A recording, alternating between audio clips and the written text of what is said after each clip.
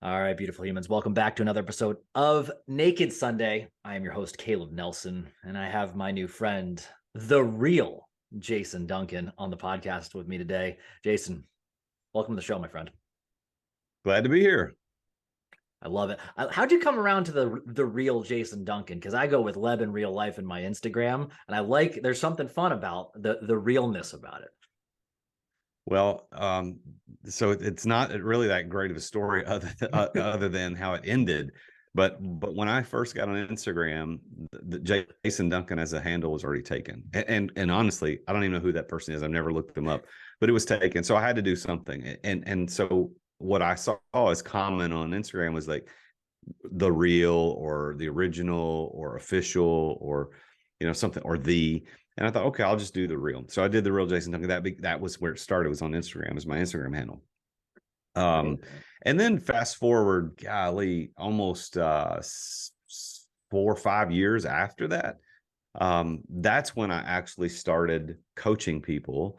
I exited the daily operations of my company, and a lady on LinkedIn who was a personal branding and marketing expert reached out to me through LinkedIn and said, "Hey, I would love to give you a free 30-minute personal branding review session if you're interested." I'm like, sure, whatever. So I scheduled it for a Saturday morning so that I could just be at home, sitting on the front porch drinking coffee, which is kind of my normal Saturday morning thing.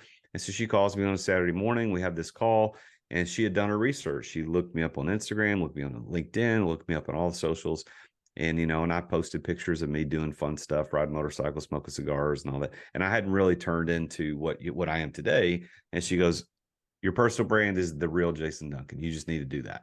I'm like, "Really?" She goes, "Yeah, just accept it. Like that's everything that you're doing is about kind of that lifestyle and you just embrace it." I said, "Okay." So I bought the domain, the real Jason Duncan, because jasonduncan.com was also taken. There's a whole funny story behind that, which I'd be happy to tell if you're interested. Please do. And then I had a logo design, which is on my hat here, and the rest, as they say, is history. Tell us the website thing. Oh, so a long time ago. This is back. I'm gonna guess probably 7, 8, 9. No, it had to be longer ago than that. It had to be probably close to 10 years ago. So I wanted to buy the domain name for my name, jasonduncan.com, and it was taken.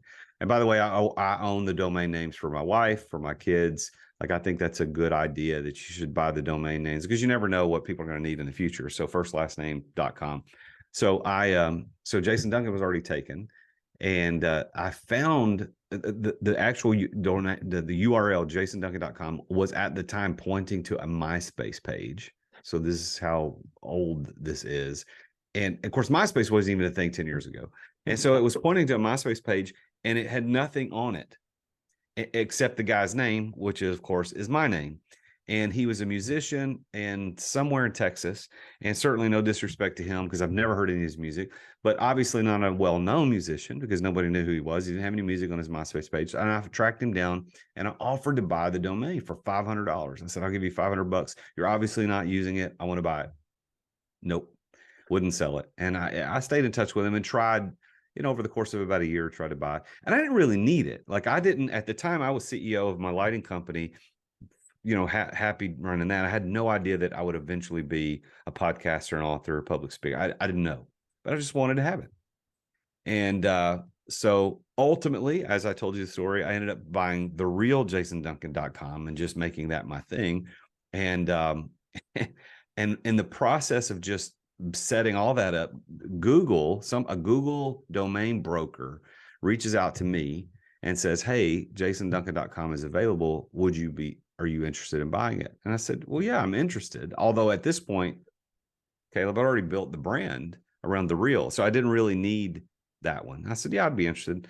And he goes, "Okay, well, the seller wants $50,000." And I said, 50. I just laughed. And he goes, "Why are you laughing?" I said, "Are you serious right now?" He goes, "Oh yeah." He goes, "This is a premium domain, first name, last name. It's a premium domain." I said, "No, I'll give you $1,000 for it, but I'm not giving you $50,000 for it." And he said, "Well, somebody will pay. Somebody will pay this." And what he said, some famous person will pay for this. I said, do you realize that I am the most famous Jason Duncan on the planet, and nobody knows who the hell I am? Like nobody's going to buy this thing. So we hung up, and honestly, I haven't Googled it or looked it up, so listeners could go check that out right now. I don't even know. You know what? I'm curious. I got to do it now. I'm gonna see Yes. what's it. I got to type my name right. JasonDuncan.com. Enter. Boy, it sure is taking a while. Yeah, it's available for sale on GoDaddy, and it doesn't even show the price. So it's, again, they're trying to get somebody who's like me, desperate for a domain that they don't need.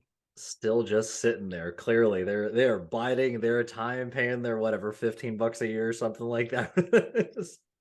I tell you, the dude in Texas, man, he could be $1,000 richer right now. He's not interested. Oh man. If this was like, Michael Jordan or, name your uber famous person, like, yeah, okay. But that was actually really good advice. As you're saying there, like, hey, buy your kid's name for the domain, because what are we gonna know 20 years from now? Like that's a good dropping some good business advice right off the rip today. I never thought about that. I've always thought about, like, put your kid's name on your credit card or something like that so you could build credit over time. But that's a very thoughtful idea to say, like, you never know what they're going to need their name for, especially in this age where we're going with AI. And I think a lot of like verification, or what's the word I want to use? The only thing I can really think of right now, like the check mark basically, is like, how do you get validated as a user in the real world, whatever that means. Yeah. Having that longevity behind it, there's going to be something. So wow. That's a good place to start this episode. The real Jason Duncan. I like those stories, man, because I think a lot of people still get caught up on just like, it's important to have the name, but at the same point, like, if you care about building your brand, you'll find a way to build your brand, and it just is what it is. So um, I love that. I love that. Typically, what I do when I start off these episodes, I actually like to share why I appreciate my guest. And one of those things is that you're just a real human being. Like, there's no pretentiousness. There's just like, here, this is me. Let's just get along. Let's be real people together in this day and age where people just want to like gloss the thing over. Like, to have a human conversation and be real with each other, that is immensely valuable to me. Ironically, the name of the show, Naked Sunday, being like, let's be real. But also what I really loved is that, and of course I would love for you to dive in, especially in this chat today, about, we were talking about divorce and commitment and being like devoted to your partner, especially during the journey of entrepreneurism and all of that. I find that to be so valuable because so many people cast aside relationships nowadays, not realizing how deeply valuable that is.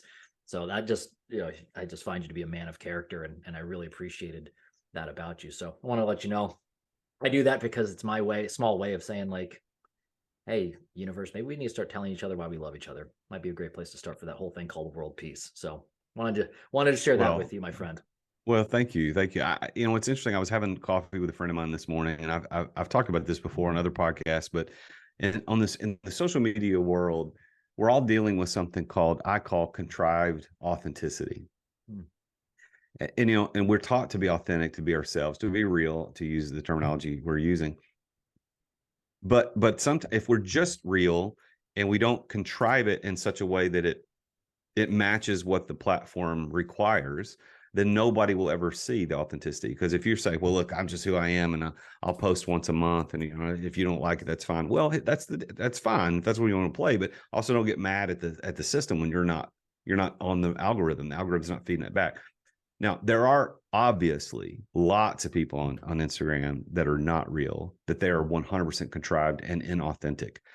But I think I strive for that contrived authenticity. It's like, it's still me. Like, anything you see on Instagram is the way I act. It's the way I talk. It's the way I do things. But I'm doing it in a way that meets what Instagram says. If you do it this way, we'll push you in front of more people.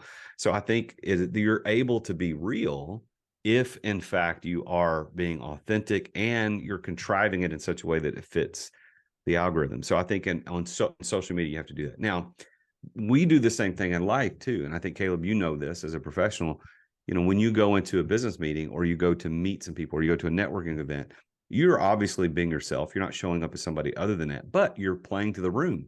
You're reading the room. You're playing to the room. You dress a certain way for certain groups of people. You dress a different way for different groups of people.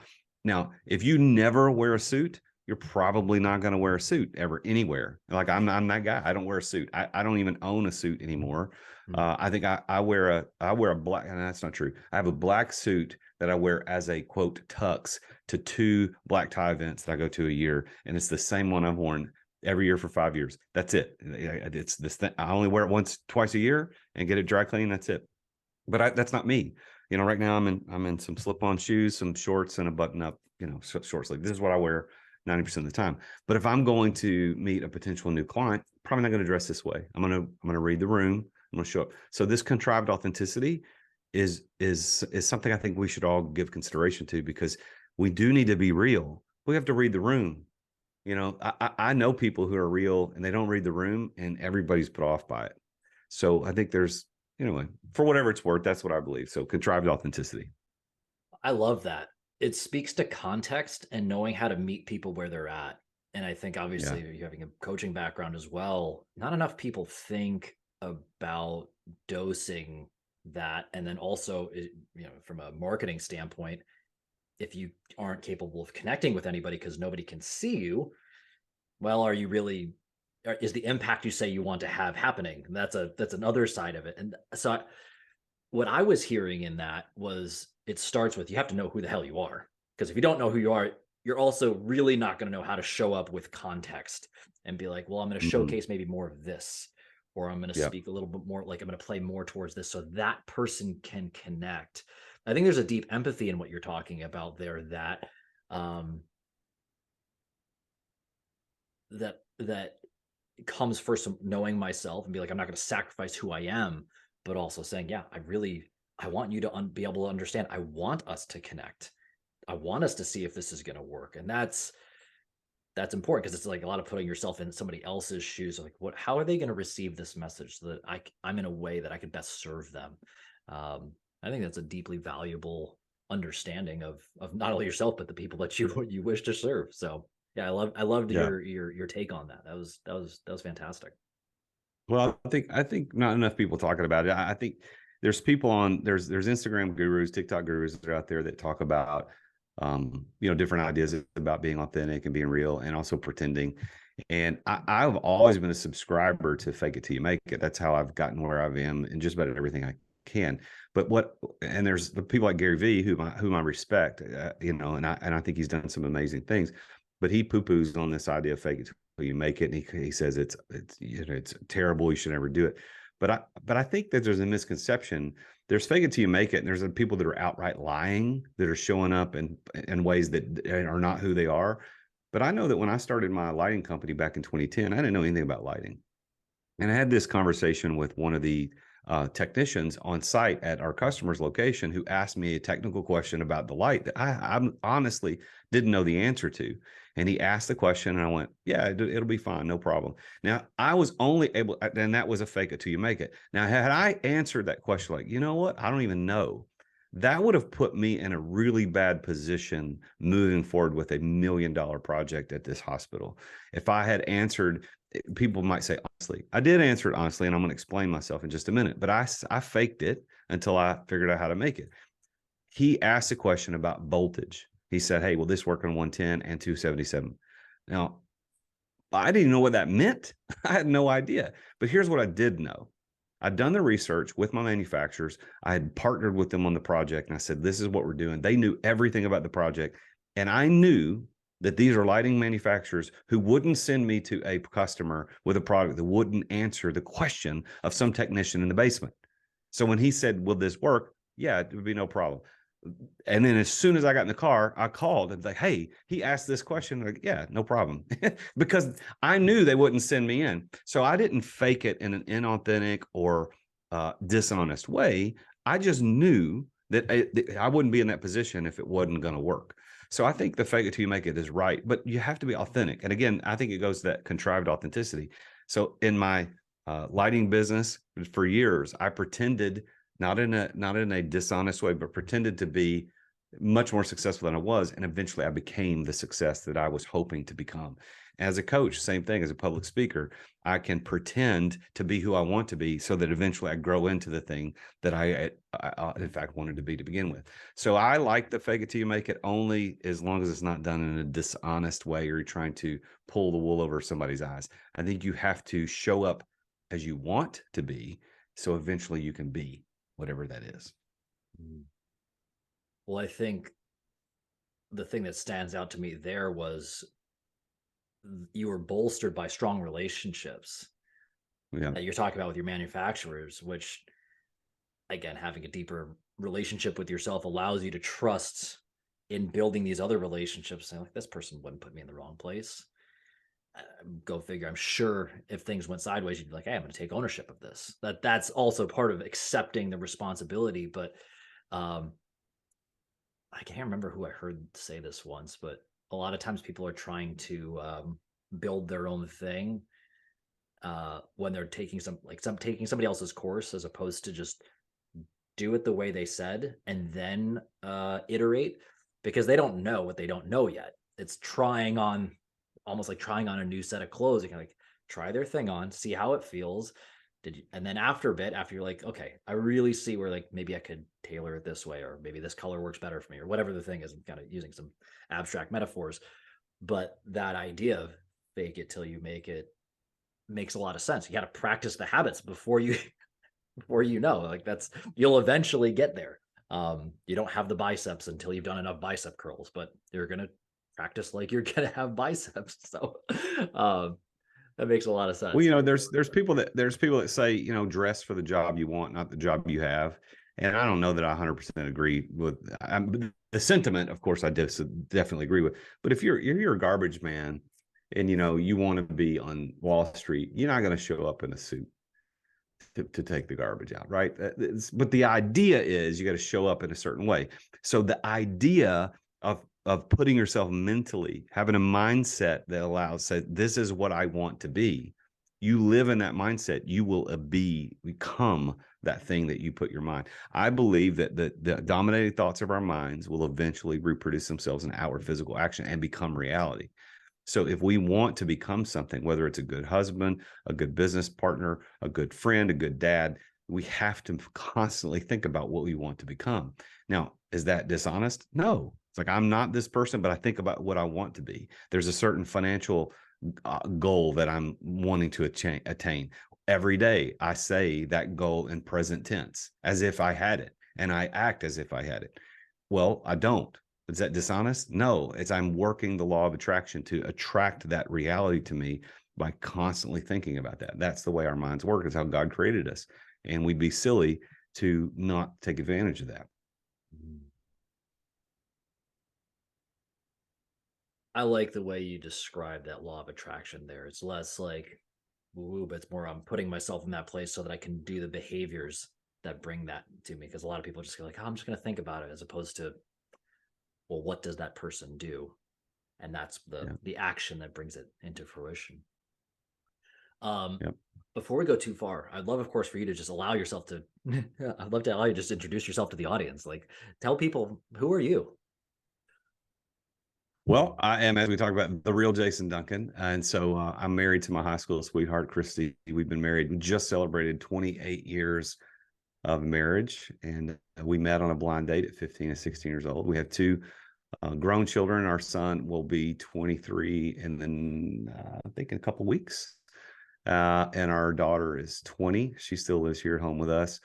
I'm a business coach, a podcaster, a best-selling author, a speaker. What's funny about speaking is that, I was a pastor for 13 years before I then went to teach school. And then after teaching school, I became an entrepreneur. But I've done public speaking pretty much my whole life. But I really want to do more public speaking as a coach, as an authority figure in business, entrepreneurship, exiting, because that's kind of my thing, exit without exiting. And I was just adding up the other day, looking at all the speaking gigs I had this year, and I was blown away at how many I've already had booked this year. I've got 26 that are booked as of right now. Wow. And I know we're only in May, so I'm hoping I'll book a lot more. But I love doing that. I love speaking. I love teaching. God created me to be a teacher, and so I use my gifts of teaching and leadership to help other people achieve success and balance. And the primary way that I'm operating that today is I'm working with entrepreneurs who are stressed, burnout, overwhelmed, teaching them how to take a step back from day-to-day operations without losing any profit, losing revenue, so that they can begin living a balanced life and still maintain success. I love that exit without exiting piece right there. That's fire. Because a lot of people are trying to be like, but don't, like, what if you could keep that asset around that still was making you money? And I think not enough people think about, like, that's possible. You can do those things. Yeah. Well, that's so there's a shameless plug for my book, Go Exit for Without it. Exiting, how you can exit your business without selling it and begin living the exit lifestyle much sooner than you ever thought possible. I wrote this book based on the 4 core principles that you helped me get out of the daily operations and the weeds of running my lighting company, so that I could then go find my true passion, which is now coaching, speaking, podcasting, writing, etc. So many entrepreneurs stay trapped in their businesses for so many years, and they're no really better off than the corporate rat race that we talk about, the 9-to-5ers who work for 40 years just to retire and live for 10. I don't know that that's any different than most entrepreneurs' experiences. So I'm trying to change that model, change that story. I don't think business ownership is about owning the business and running a business and having a better job. I think that the business ownership is about having the opportunity to build an asset that can provide you the financial lifestyle and the emotional lifestyle that you want to live without being stuck in a job every day. I mean, business ownership is not just about having a better job; it's about having a better life. And that's on a mission to help 100,000 entrepreneurs get set free from the ironic prison of entrepreneurship. And then along the way, I think that we're going to be able to help 10,000 people escape mediocrity and poverty through the vehicle of entrepreneurship, where we can together, now that we have time, we can invest it in other people, mentor them and coach them to get out of the paycheck to paycheck lifestyle and to start a business so that they too can have what we have. Ready to run through a brick wall for you, man. Let's go. I'm fired up. Come I on, think, we got room. yeah, like I think that's the dream. Ultimately, you speak about that. Like, people like don't.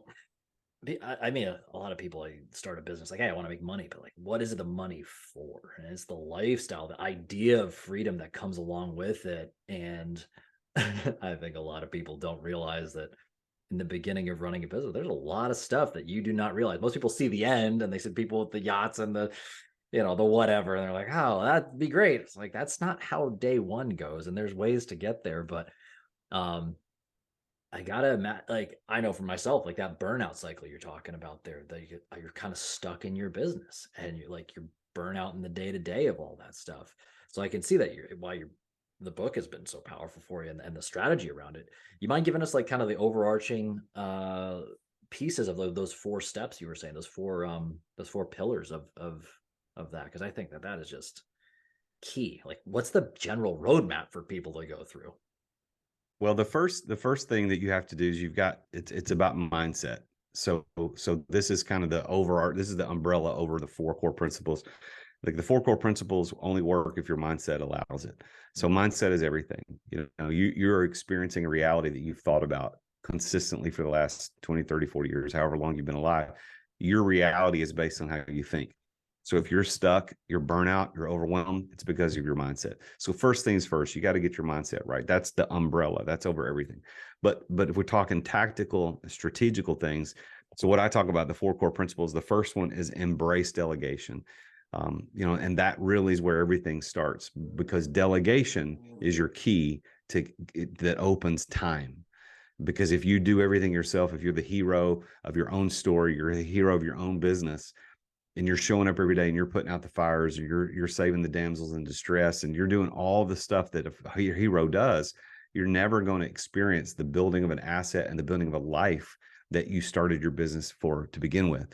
So delegation, embracing that and knowing how to do it, is the first step. And what I found through my research and my studies and all the clients I've coached over the last several years is that most entrepreneurs think they know what delegation is, and then think that they do a decent job at it, But honestly, nobody does. Nobody, I've still to this day, in all the coaching and speaking I've done, when I ask, what is delegation? Not one person has ever answered it correctly. And that's not because I have a corner on the truth of what it is that I have deeply studied it so that I could live the exit lifestyle without running a business full time. And now I know exactly how it works and I could help identify that. So that's step one. Step two is eliminating stress.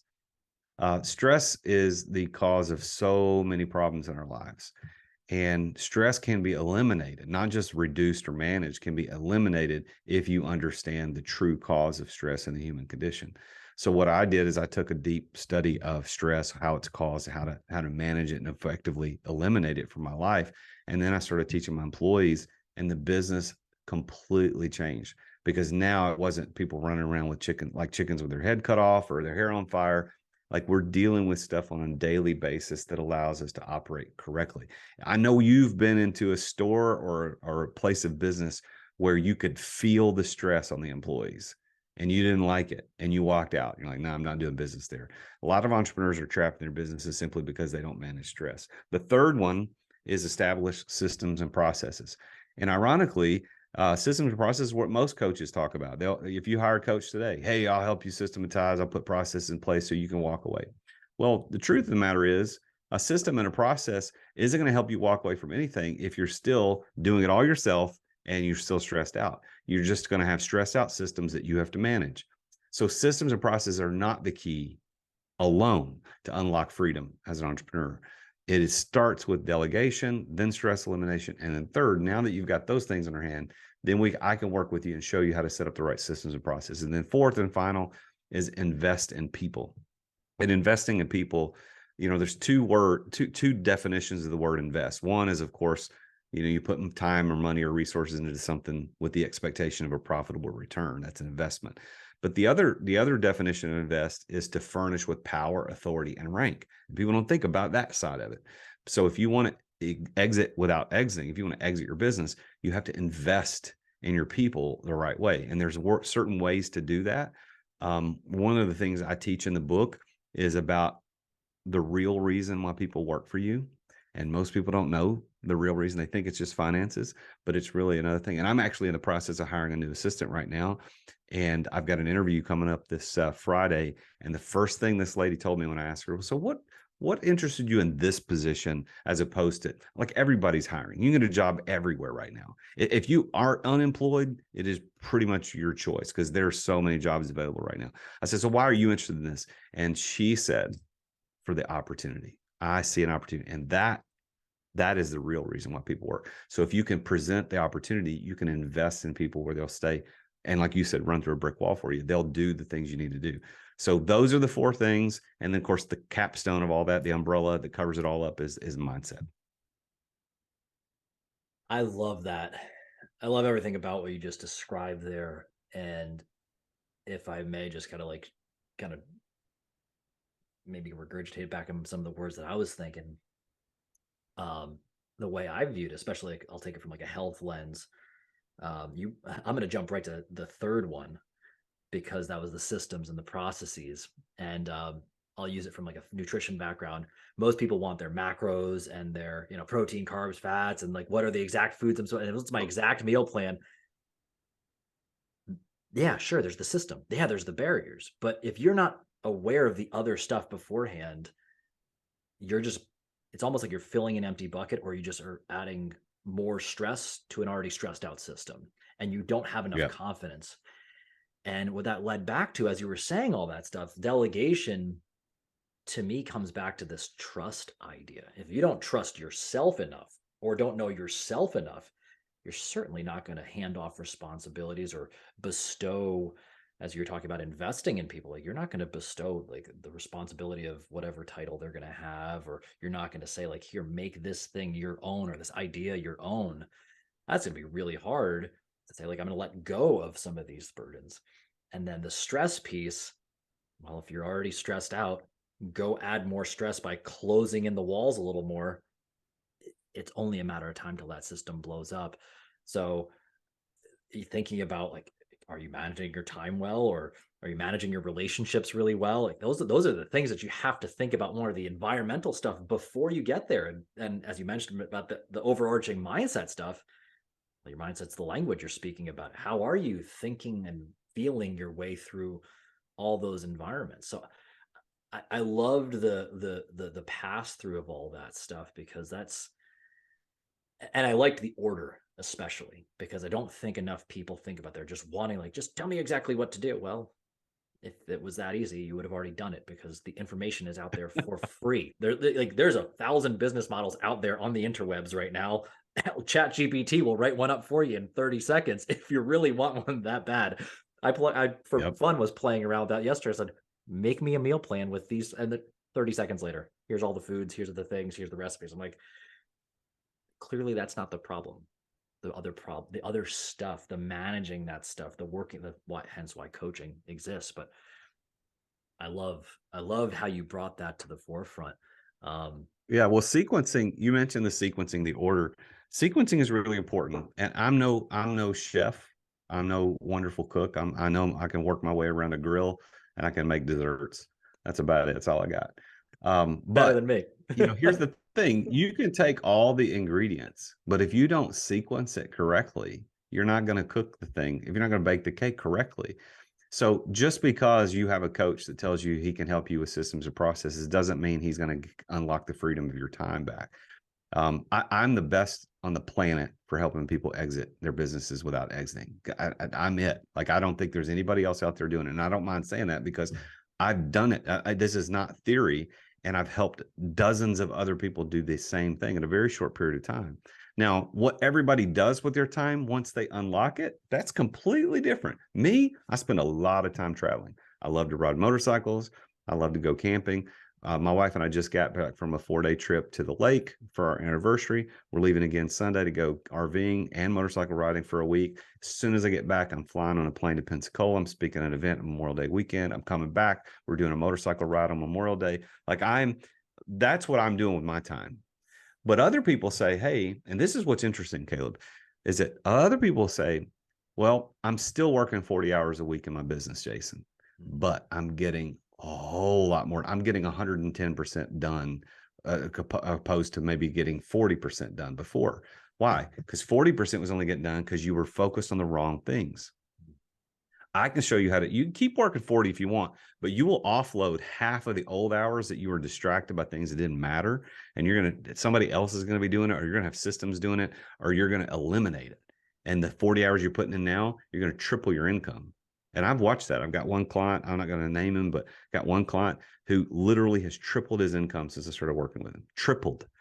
Now, is he working 10 hours a week? No, he's still working 40, but he tripled his income. And if he wanted to go to 10, he could, and he could make that happen. He's just choosing to keep working. So what you do with the time is up to you. So for those of you that are out there poo-pooing this, saying, well, nobody's working 10 hours a week, because I have a course called the 10-Hour Entrepreneur Course, and nobody's doing it. Okay, that's fine. That if you don't want to, that's okay. But I tell you what, the hours you put in, you're going to get a ton more done if you follow the sequence correctly, because you can put the ingredients in the cake, but if you don't put them in the right sequence, your cake's going to come out and it's going to taste like dog doo-doo. That's the truth. A great chef will be given not so great ingredients and will make something good out of it. A poor chef will be given the best, the filet mignon and all that, and it'll still taste like garbage. So like that's the kind of the concept that I think that brings out there. I'd be curious to get your thought on this. And you had brought it up, like, well, after you have the money, and you brought up mindset being the overarching thing here. The first feeling I had that came to mind is like, well, if somebody has the ability to have all this time back, why don't they do it in the first place? They're like, oh, I see the answer, I could do it. My first gut was like, I think most people are scared to answer that question. Like, what would I do with all this time? I think that's really scary for a lot of people, because as somebody who has found ways to, like, I've decided several years ago, like, time is my most valuable thing. I'm going to organize my life in accordance with that. Stuff comes up. Came up for me. So obviously you've worked with so many people. I'd be curious what what that experience has been like with people. What's that real hesitation there? What seems to be the biggest, I guess, what's what the biggest mindset block that comes around with that? Well, I think it's about identity. Mm, It's about who we think we are. I was the president and CEO of Energy Lighting Services for so long that when I was not the CEO of the business anymore, I'm still the president of the company, still own it.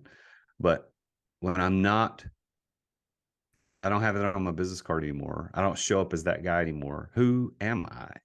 And I went through probably a 4-month identity crisis when I stepped away from daily operations, and it was tough. It was unexpected. But I was totally committed. I was not, there was no, I did not, and I know a lot of people will, but I did not have the draw to go back. I was done. Mentally, I'm out. Like my company's going to continue to thrive and grow. And in my absence, I've got other things I want to go do. I just didn't know what they were yet. But that 4 months was pretty difficult. And if I hadn't had a coach and a mentor to help me through that, it probably would have extended that to at least double the time before I figured it out. So I think most people, the reason they don't want to go down this route is identity. I've got a really good friend of mine who is he's a listener to the podcast, and I'm not going to say his name or give away, but he might know who I'm talking about. But he does very, very well. He's very very wealthy. He's made a lot of money, and he works constantly. And I say constantly, but like not, he's not working his fingers to the bone. He's just involved in the business all the time is what I mean. And he loves it. He absolutely loves it. There is no doubt in anybody's mind. But I honestly think that, and he knows what I do. He knows about my book. He knows everything I do. But I honestly think that he doesn't embrace the teachings of exit without exiting, only because he's scared of, well, who would I be if I didn't do this every day? And I don't think he's alone. I think it's the same, and it's this identity. This guy's done this for 30 years, 20 years, whatever, how many years it is. And he's been very good at it, very successful at it, with lots of zeros, and has all the toys to show for it. But he still works constantly. Why? Because if he didn't do it, what would he be? That's a problem.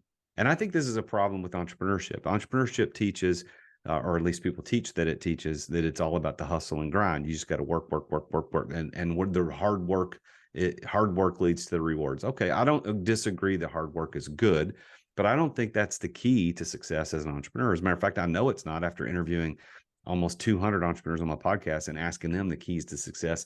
And only a few said hard work. Most other people had other things that helped unlock success for them. So we are bought into this lie that it's hustle and grind, hard work. Well, once we reach whatever pinnacle of success that we thought it was going to be, maybe you want to make $1 million a year, $500,000 a year, or 100.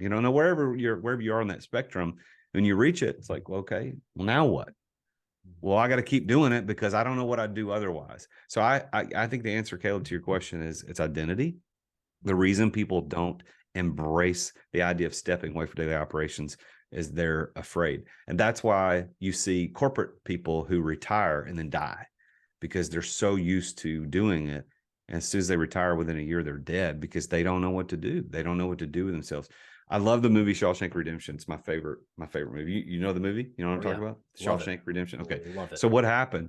When was it what's the old man who got out before everybody else did? Oh gosh, I can't remember his name. He had the bird as the pet, Yes. and he Yeah. hanged. Yeah. What's his name? I can't remember his name Was for it? the life of me, but I know Yeah, I exactly what don't you're talking remember. about. Anyway, so he hangs himself, like, spoiler for anybody who hadn't seen it, but he hangs himself because he didn't know how to deal with the freedom.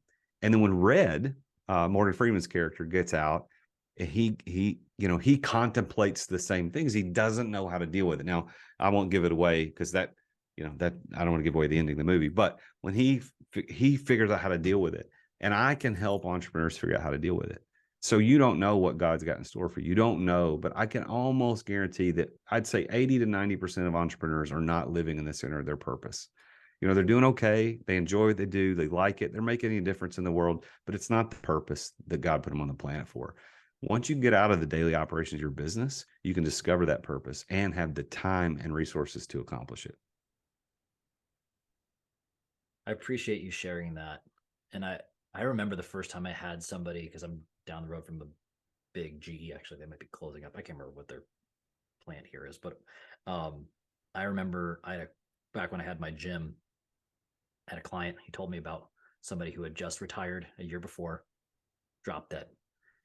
And he described that. I had never thought of that. And it's this idea of like, what am I showing up for every day? I love that you brought it up. It's a terrifying concept. And it breaks my heart when people are like, I'm not even going to give myself permission to sit with that. Like, it's also okay to just sit and like reflect. I don't think people make enough time for that. As you mentioned, there's what's the word? We've been enamored with the hustle culture, the grind your face off culture. And sure, like that I think is necessary for a portion of the population of like who literally never would take the first step. But there does come a point where now you need to think about, this is the long game. Like, how do you live a life, not just work? Though work can be very meaningful. So I appreciate you talking about this nuance. And that I think that's a weird thing that people don't realize about success, is that leads to this thing. And if that's all that you know how to do, and that's how you get quote unquote validated, to get validated more is to do more. What a weird trade-off. What a weird trade-off that we don't think. And like, you start sacrificing the time that you thought you were trying to get. So yeah, you spoke about it's a terrible cycle. It's a terrible cycle. I think if you go back in the 6,000 years in human history, recorded human history, we've got everybody's it's a sustenance living, right? They're just sustaining. You grow enough crops to feed your family.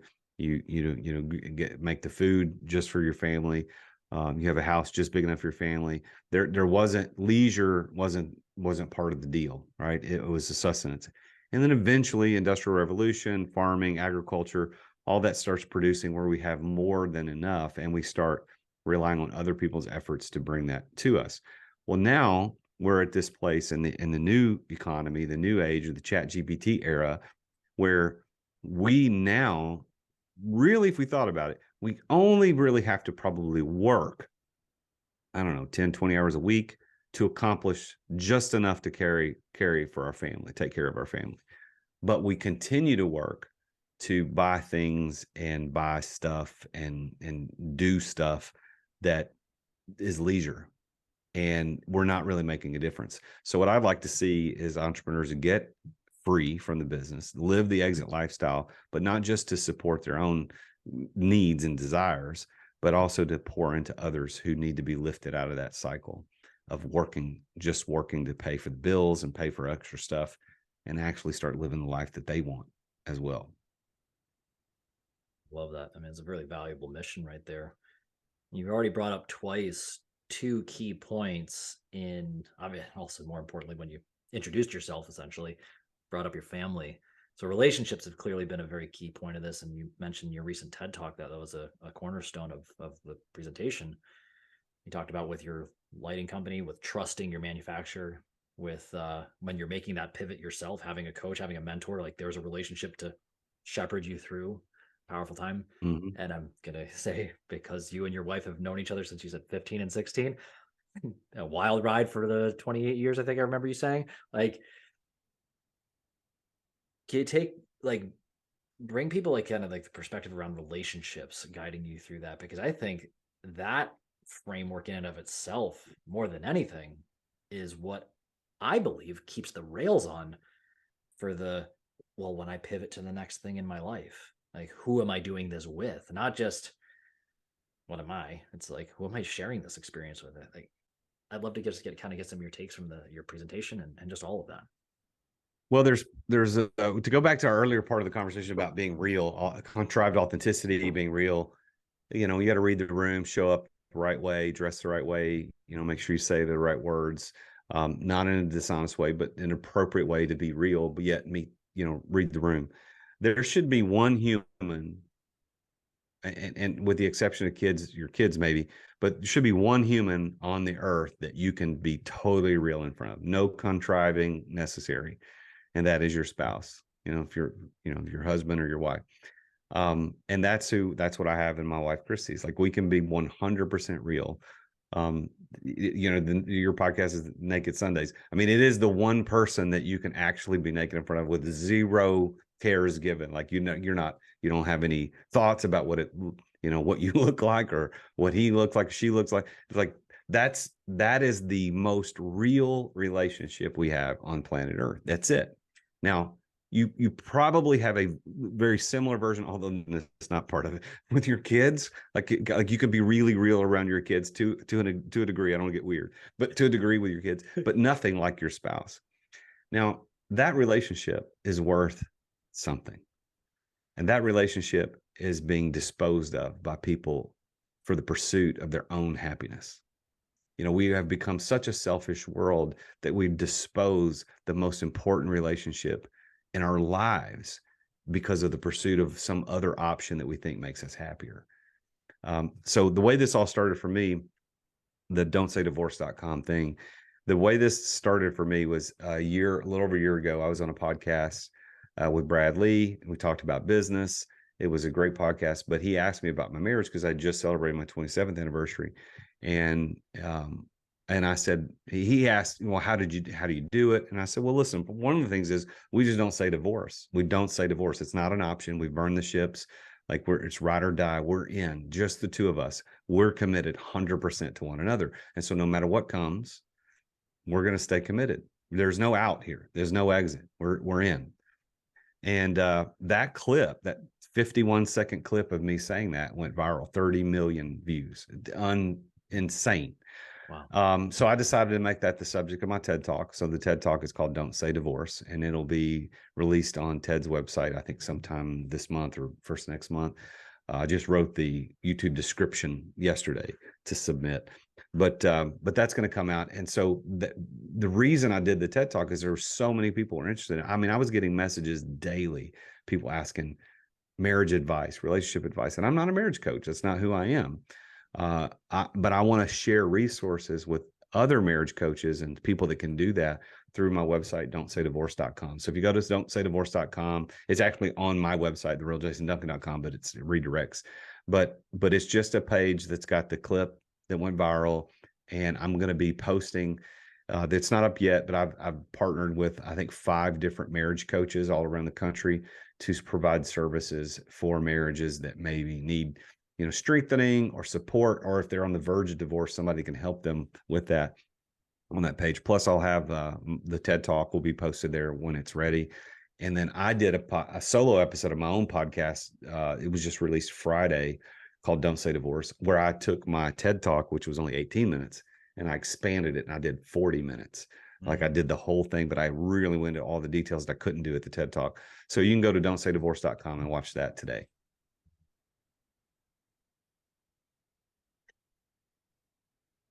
I appreciate what you're saying of like, hey, we made this commitment, we're in, and people make it so flippant. Like, I'm just going my own thing. This is where I'll share what that brought up for me. This past year, I had realized I did a ayahuasca ceremony. I don't know if you're familiar with it, but I had been thinking about like, where's the direction of my marriage going, amongst 1,000 other things I was thinking about. But in my upbringing, I grew up in a cult. I think I told you this, but often in relationships, the second I feel controlled or I feel caged in, and I was feeling that way of like with my wife, and I was viewing her as essentially as like a wall or a block or like a cage.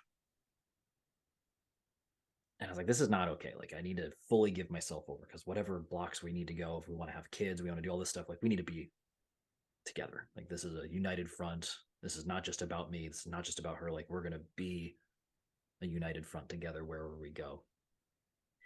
And I had this moment of like a reframe of how I looked at her.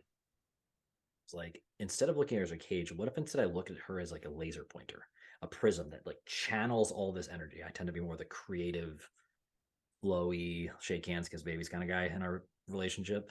She's more the structure. She's a teacher. It's like, this is the way and the process and the da da da. And once I viewed that differently, I was like, we have the same core values and we want the same things. She's actually going to amplify this energy. She's going to point it clear and make it like focused for me. We're going to get where we want to go, where I want to go faster, by giving all of myself to her, not just a piece of it, not just a little portion, not 80%, all of it. and we're all in. That's where it brought me with that, where so many people was like, well, the second it doesn't, well, what if that relationship is also what's guiding you where you really need to go for your purpose? And just because things got hard, or because maybe your partner is going through a change in life. I mean, if you have kids, or so they go through a different cycle, menopause, changing in careers or whatever. Like you talked about identity shifts and identity crisis, essentially. Probably at one point they held the space for you to go through your transformation. Seems only fair and only just in that relationship to give them space to also do that. And I know I struggled with that for myself, and I'm helping hold space for my wife right now. But I love that reflection around that. I don't know if you have any thoughts around that, but that was like a deep thing for me to just reframe how I was looking. Where are we going together, and make sure that she's getting the best of me. Yeah. Well, and she deserves it. And you promised it when you Yeah. got married. I mean, there's in our vows, in the traditional wedding vows in the American, the Western world, and especially here in America, we say something like, I promise to take you for better, for worse, rich for poor, sickness and health, until death do us part. Well, if you read the comments on that viral video of mine, people are like, no, when I find something better, I want to be able to discard my spouse and get that new thing. Now, some of those words were used, some weren't. Discard wasn't used, but when I find someone better, if I outgrow my wife, if I should normalize divorce so that I can be happy, like that's not marriage. That is a selfish perspective on a relationship that should be the most important relationship in your life. And if I read a book a long, long time ago. It was a really small book. I hope that I still have it somewhere, because I just thought about it the other day and I'm thinking about it again.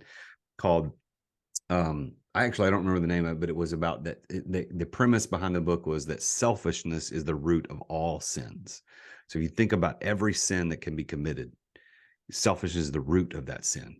That it is all really about me. So if you are addicted to drugs and it's ruining your life, well, why? Well, there's a mindset that says, this is what I want to feel this way, and that is what's leading you there. If you look at divorce as a sin, what's what caused that? Well, typically, and listen, I can't solve everybody's divorce and marriage problems in a podcast. So give me a little bit of grace here, everybody. But if you look at that, what's the root cause of that? It's probably some selfishness somewhere. It's either you decided you didn't love him or her, you outgrown them. Well, what is that? What does that even mean? So I think the other side of this, and I think maybe perhaps my next TED Talk, if I ever get invited back to do another one, is going to be on the most important decision you'll ever make in your life, and that's choosing a spouse. Because I think a lot of people choose incorrectly, and then they find themselves in a bad decision, and they decide, well, how do we handle this? Well, let's just call it off. I don't blame you if you made a bad decision, but what if we made better decisions? What if we, instead of following our gut instincts, what our family wants, or what our libido desires, like what if we followed like a plan to say, okay, who do I really want to be married to? Who can I put up with, and who can put up with me for the rest of my life? That's the decision that you have to be made. I tell my kids all the time, the most important decision you'll ever make in your life is the choice of your spouse, period. It affects every single thing from that point forward. Everything, where you live, your daily happiness, where you go on vacation, how much money you make, the kids or no kids, the way your kids look, your general health, your friends, your family, everything. There's not anything not affected by the choice of your spouse. So you better make it correctly. I love that you brought up the seriousness of. I don't think that it's taken seriously anymore. I really don't. You said it. It's pretty flippant. It's like, whatever. I'll get, if it doesn't work out, I'll get a divorce. Or just take more time in the beginning and get clear on what you really want. Because what are you going to need? Like when shit hits the fan, who do you want by your side? What type of persona is that? I know for me, like I'm not always the most proud of it, but in some ways I am. I put my wife through the ringer before I proposed to her. I was like, these are kind of the Caleb tests. I also happen to do that with basically everybody in my life before I make a big change. Everybody now just laughs because they're like, oh, that's you being you again. But a very immature, not so savvy young man mostly came off like an asshole during those times. But I look back, I'm like, oh, this was the stress test of this relationship, of the things that I actually care about when I'm going through it. And also, I want them to be choosing the same thing with me. Like, I want to be held to a standard. That's important to me because that's also saying you believe I can uphold a higher standard. That will call, as you brought up, like, you'll make more money. Yeah, you'll make more money if your spouse holds you to a higher standard. You'll be healthier. Yeah, because your spouse will hold you to a higher standard. Your family will be happy because of the standards. Like, I think there's like a poo-pooing of having a standard for yourself and for the relationships Yeah. you're going to keep in your life. Like, don't, it's not so much of like, I'm better than you. It's more, no, I'm asking of you to help me be the best version of myself, not the other way around. I think that that's Yeah. a twisted way we're looking at it right now. It's like, oh, it's just all about me. No, like, I'm going to be the best of myself so that I also can be of best service to you right in return. That's a very different construct. Yep. Well, the best piece of marriage advice I ever got was that marriage is not 50-50. Marriage is 100-100.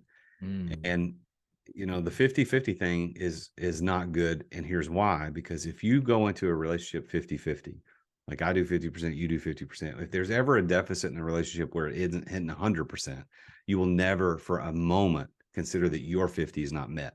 You will always say, I did my 50%, where's yours at?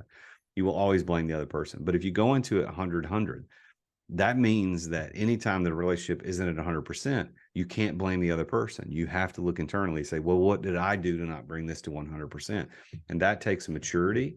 I'm not sure I had the maturity at 20 years old when I got married that I could really do that, but we said that to each other. That was part of our vows that we wrote in. It's like, that we are 100-100. We're in. Like, this is us. We're going to be 100% all the time. And to this day, that's our relationship. And we don't, it's not perfect. I mean, there are times we get on each other's nerves. There's times when we have fights. There's times that we get mad at each other, and sometimes it's completely legitimate, and most of the time it's not. But that doesn't give us the opportunity or desire to say, well, I did my part. Where's yours? That's not what this is about. It's about we're one. When a man and a wife get married, they become one. There's a consummation physically that can't happen in any other way. It's just between a man and a woman, and that creates a oneness between the two of us. It's not just physical, but it's a spiritual and emotional joining that takes a lifetime to fulfill. And once we become one, then the 100% has to be achieved by both together, not just individually.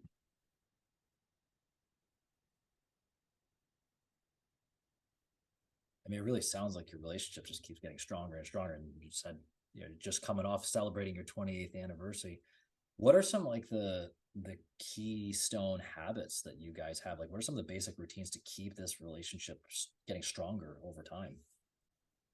Well, the weird thing about our relationship is that we don't have anything specific. Like, there's nothing specific. What my wife says a lot, and she's not a public speaker. She's not anybody that ever get on a podcast and talk about this. But one of the things she says to me when we have conversations about this is that she would love the opportunity to tell wives about making sure that you give your husbands space. And I know for the ladies listening to this, it'd be, oh, it's easy for you to say as the man, when your wife's not present, you can call her and ask her. She would say the same thing. But so many wives that we know, they control their husbands in such a way that they're always, where are you going? Why you need to be home tonight? And so Christy, a long time ago, knew, especially as an entrepreneur, like that I'm going to have to do things that are going to take me out on the evenings. I was out last night and I didn't get home till around 9 o'clock, but we had communication all day. Like, we talk, we send each other messages, we laugh. I went out this morning, she was having coffee on the back porch before I went to my first meeting at 7 o'clock this morning. I went out and had a cup of coffee with her and we just chatted about the day. And we just live life together. Our checking account, we only have one checking account, have never had multiples. Like, it's not hers and mine, it's ours. That I think is important. I think that raising the kids, we made sure that we did those things together. We didn't play the kids off of each other. Wait till he gets home, wait till she gets home, or I say yes, she says no. We just did everything together. And for me as a husband, you know, I pray every day that I learn how to show more compassion, to put her needs above my own, to make sure that I serve her and protect her and love her well. And, you know, I think that there's no magic to that. That should be what a relationship is. But, you know, we don't go on dates. That's the other thing. People talk about you should go on dates. Well, we don't, because we do stuff all the time. I don't even think about it as a date. Now, every once in a while, we'll do something special. We're like, hey, let's go downtown and eat dinner. Okay, we'll do that. But we do stuff together all the time anyway. We travel a lot. We spend a lot of time together. So it's not like we're picking something and calling it a date. Although I will tell you this, we did buy this thing. We've only done it once. We bought this thing called I forget what it's called, but it's a card. It's a card pack of date ideas. And I don't even remember how I got it or why I got it, but we only did it once and we had a good time. But you pull a card out and it's like a scratch off. So you can't really see what it is, but it tells you you have to leave the house. Is it dress up, not dress up? How much money you're gonna have to spend? Like it tells you the keys, and then you pick a card and we commit to it. Like no matter what this says, we're doing this. And we scratch it off. The only time we did it, it said you're gonna go to an arcade. So like, we hadn't been to arcades since we were a kid. So we looked up arcades. There's this beercade in Nashville. It's a bar slash arcade. And we went and had a good time. And then afterwards, we went to the club I'm a member of downtown and hung out and had another drink and a cigar and took, you know, so we don't do dates in the way that people say you should take your wife out on dates every once in a while. Well, we're together all the time. Like we do stuff together all the time. Anyway, that's my long answer to that short question. I love that. My wife got one of those. I can't remember if it was a card deck or something similar, where it's just like, here's the surprise thing. We've got to open the damn thing, but I was down for the idea. It's like, cool, you're on for a ride. There's a surprise. I mean, the key things I heard there's a unified front, there's clear, constant communication, and there Yeah. is, I mean, whether it's defined as date night, it's still you're carving out time and you're making effort to have quality time together. That what more could you ask for? Clear communication, looking to serve the other person, and like making time for each other. That's it Yeah. sounds so easy or sounds so simple, but of course, like easier said than done because it takes work. It's not just like it happens overnight. Um, but man, that's I think a lot of people need to start by like making a date night because they don't even like how do you not spend time with your significant other? Like, didn't you just say like I want to spend my life with you? Like they don't make any time at all to hang out. I've always Yeah, I mean, found that to be bizarre. if you're normal comings and goings, it's fine that you're not ever leaving the house together and doing something together. But yeah, you should probably plan at least one date night a month to take her somewhere, go do something. But our lives aren't like that. I mean, we go and do frequently.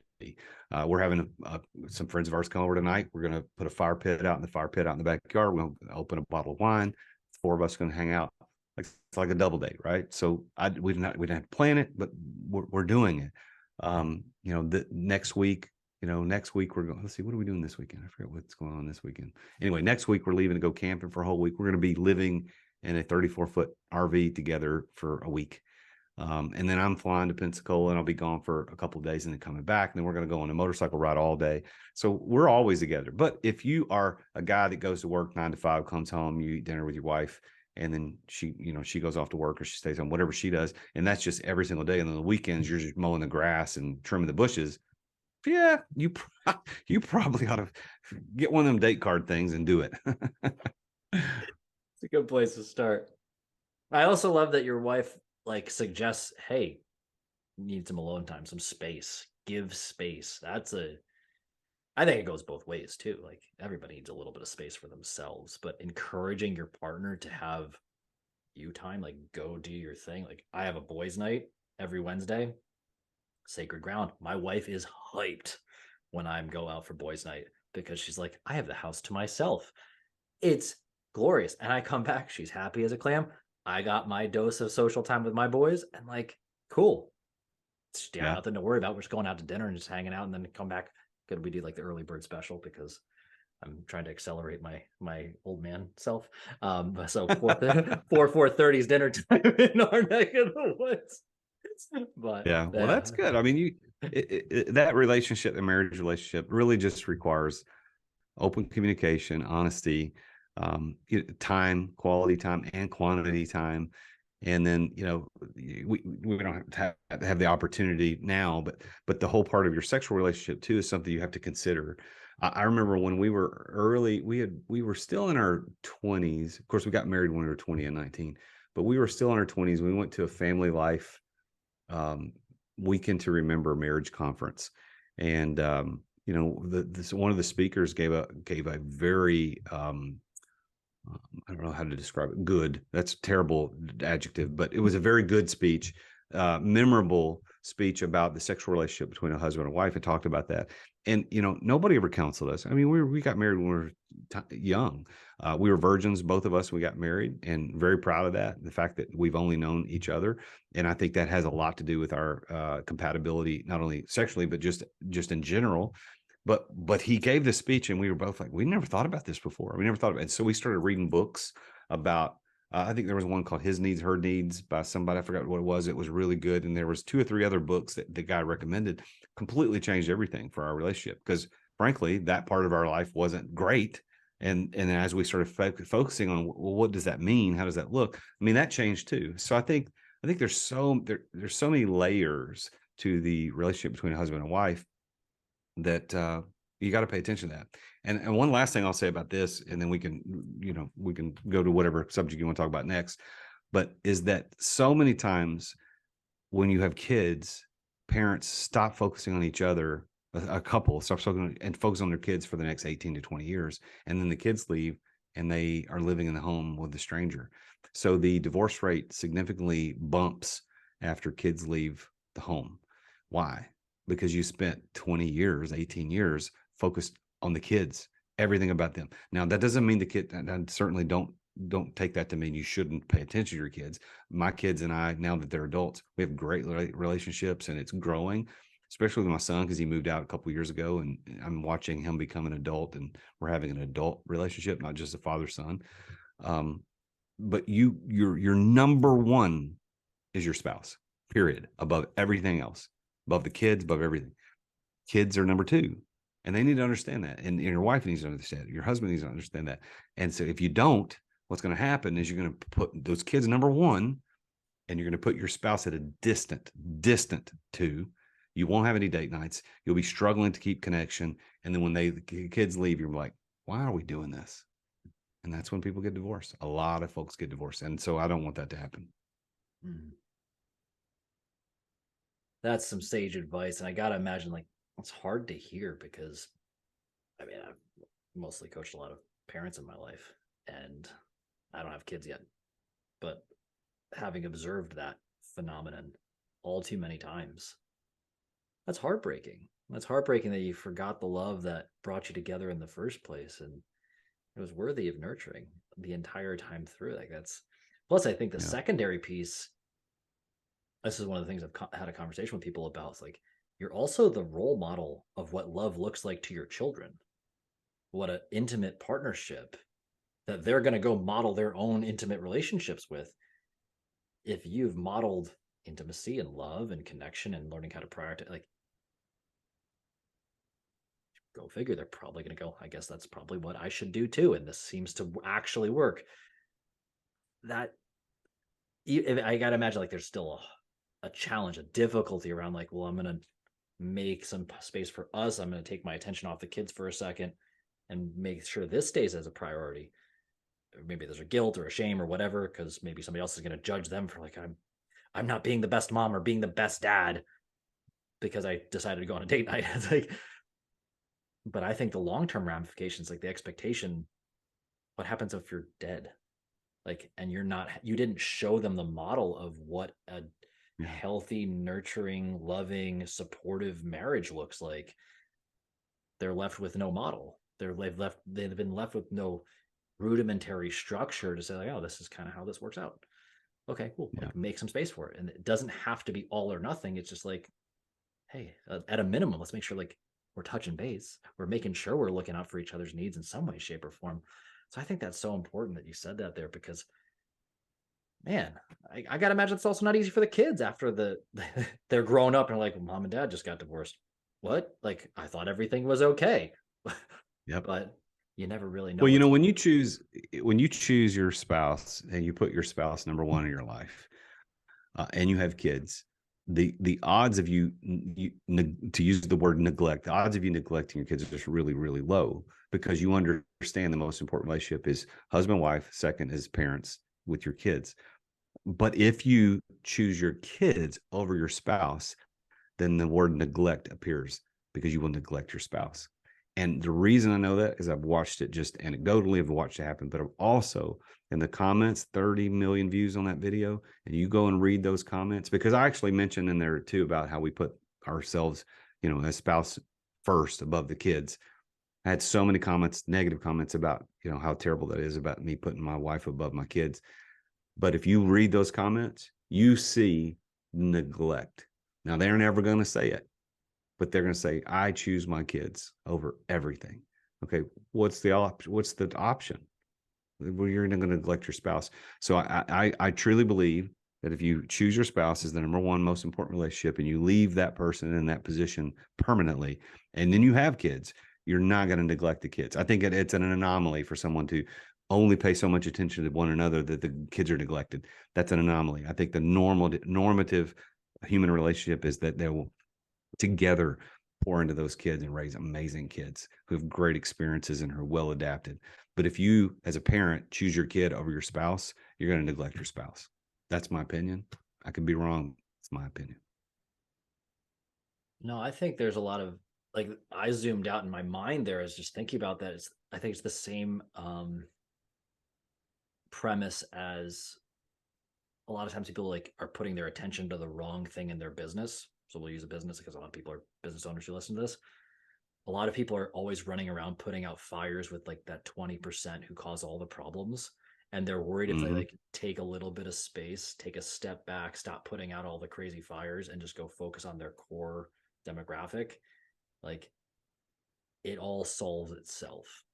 You have to be a little patient. You have to have a little courage to do it at first, and that's like getting away from that reactive kind of energy within yourself, that scarcity mindset. Like, but there's within the marriage, like there's such an abundance of love behind pouring into your spouse that, as you said before, actually it decreases the neglect with your children, because you actually have more of an abundance of love going about the entire ecosystem with your partnership, like being the premise of that.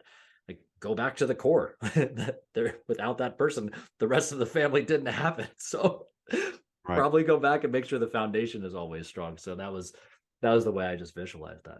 I love it. I'm taking a look at the time right now, and of course I want to be respectful of your time. And if somebody's listening right now and they're like, I need some real Jason Duncan in my life, what would be the best way for somebody to connect with you, my friend? Well, I spend a lot of time on social media on Instagram. So you go look up the Real Jason Duncan. We talked about that story at the top of the show. Anywhere on social media, you just look up the Real Jason Duncan, Google the Real Jason Duncan, you're going to find me. My website is therealjasonduncan.com. And then if you are interested in the divorce and the marriage stuff that we talked about, don'tsaydivorce.com. There's going to be more resources added to that page in the next month. And then the TED Talk is going to show up on there. Like I said, as soon as TED releases that video, it'll be posted there as well. I love it. Everybody, if you forget or didn't catch that all when he just said that, don't worry, it will be in the show notes. So make sure you go check that out. Jason, I'm just so grateful that you've come into my life. Like, I appreciate just your words of wisdom today, because I selfishly, with this podcast, I love just listening to people's stories and getting their insights. It's like a free education from like brilliant people all the time. And I'm like, selfishly, I get to learn, like, shucks, and I get to hang out with cool people and hear their very cool stories. But thank you so much for sharing that today. I highly encourage anybody who's listening who either wants to exit their business without actually exiting and having, increasing this like beautiful lifestyle that they actually envisioned, and definitely the Don't Say Divorce. Go check that out. Jason, my friend, any final words of advice you'd like to leave the audience with today? Well, based on the last piece of the conversation we had, don't say divorce. That's my advice. Don't say divorce. And if you're an entrepreneur, build a successful and balanced life that doesn't even bring up the need to repair a relationship with your spouse. You can do it, and I can help you if you're interested. Just let me know. Love it. Everybody go check out the show notes. Go connect with the real Jason Duncan. And thank you for everybody for sharing your time, your energy today. I can't wait till our next conversation, my friend. And until next time, I remind you to love everybody.